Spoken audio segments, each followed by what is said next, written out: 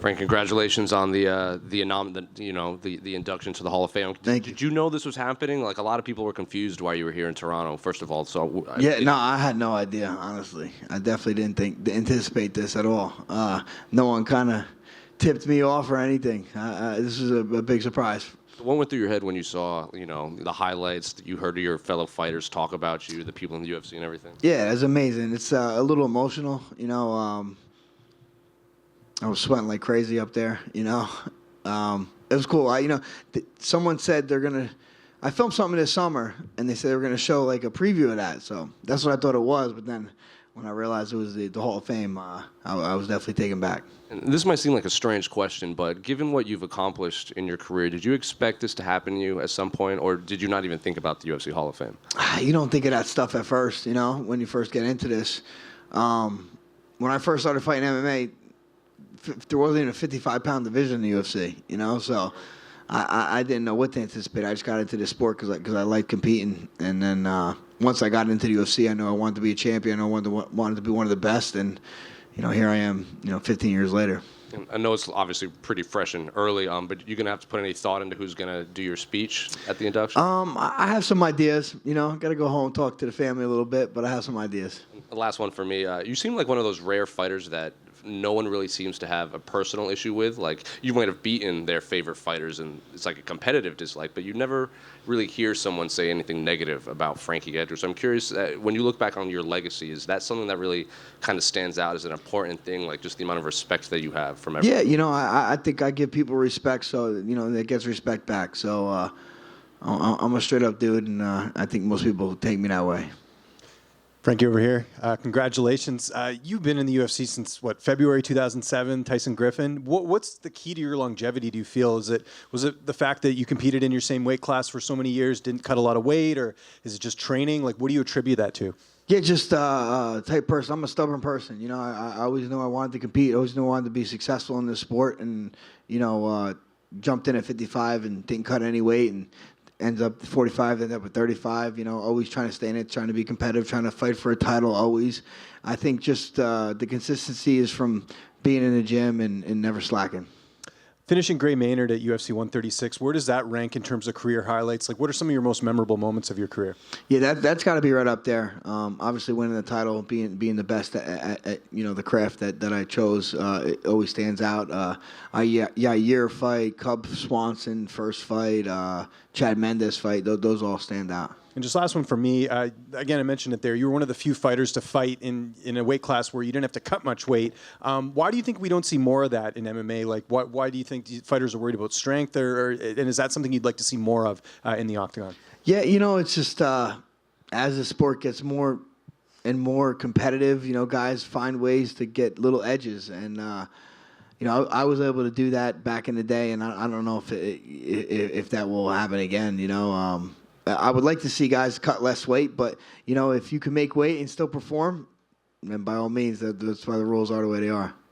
Frankie, congratulations on the announcement. Since retirement, and obviously now coming off of this announcement, you're going to be asked so many questions about your career in the next couple of months. Are you someone that enjoys reflecting and looking at your big moments and speaking about yourself in that way, or are you a bit uncomfortable with? Yeah, I mean, I'm not a guy that likes to stroke myself too much. I'm not. Well, it depends. But you know what I'm saying. I'm not really a guy that's into patting myself on the back too much. But it's nice to talk about old memories. I mean, I still liked what I did. I'm proud of what I accomplished in the sport. So yeah, it's kind of two-edged.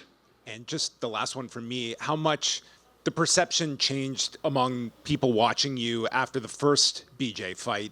Was that a dramatic shift, or was it the second BJ Penn fight that really, in your mind, solidified to people this is the lightweight, and this was not a surprise the first time? Yeah, definitely the second fight. The first fight, I had to convince myself that I could beat BJ, and then when I did that, the second fight, I knew I could. So then I kind of was able to put the stamp on it, but that solidified me, I think, and really introduced me to the world at that moment. Frankie, you're going to the modern wing. That's gonna be alongside two of your rivals, Aldo, BJ, fighters like GSP, Cormier, Khabib. Now Frankie Edgar. How does that sound when you hear that?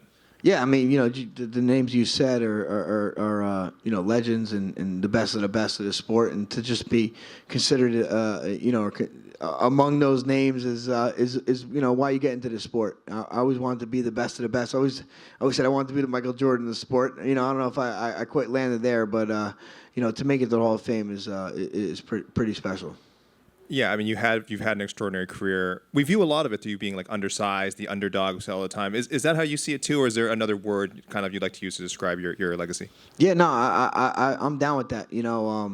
I'm like the everyday man. I'm not a big guy. I'm not the strongest guy, fastest guy, but I found a way to win through hard determination.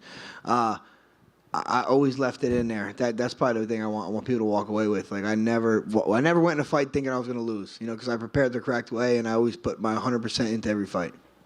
And what's your advice for that next fighter who fits that Frankie Edgar mold, who's kind of whatever, just doesn't, maybe he's undersized or it's some other reason people say, oh, this guy's not going to be UFC champion. Just believe. Believe in your preparation. Believe in yourself. Confidence is a stain that can't be wiped off. If you're a confident dude, you can do anything in this world. Frankie, congrats on the honor.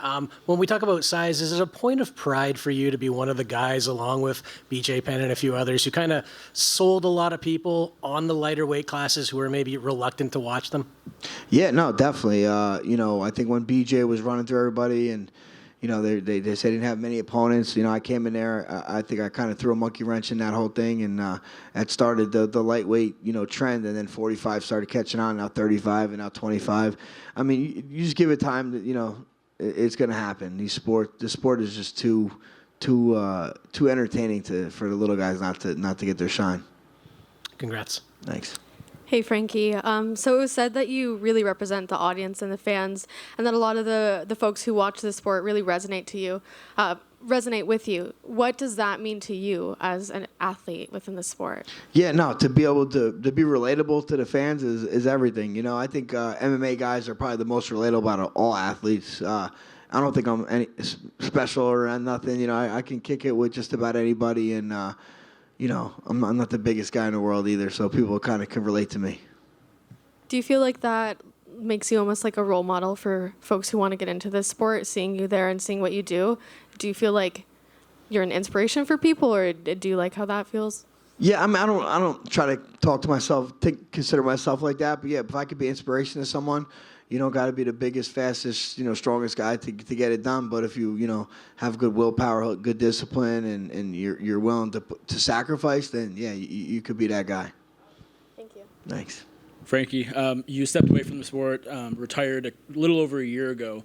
Are you content in retirement, and what does this current chapter of your life look like? Yeah, no, I mean, I didn't want to retire. I just thought it was the time to. I still think I can compete and all that, and I still have those juices flowing through me. But, I'm directing it more towards my family. My kids are wrestling and helping some young fighters, and I'm actually opening up a school, a jiu-jitsu and MMA school in my hometown soon to be.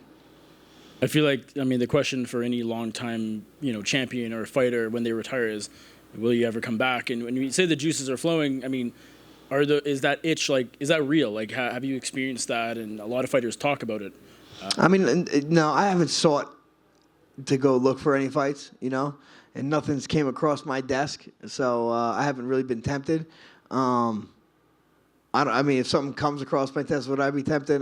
Maybe, but right now I'm not looking towards that. I'm trying to look towards the next generation, help build these next guys. Cool. Thank you, guys. Congrats.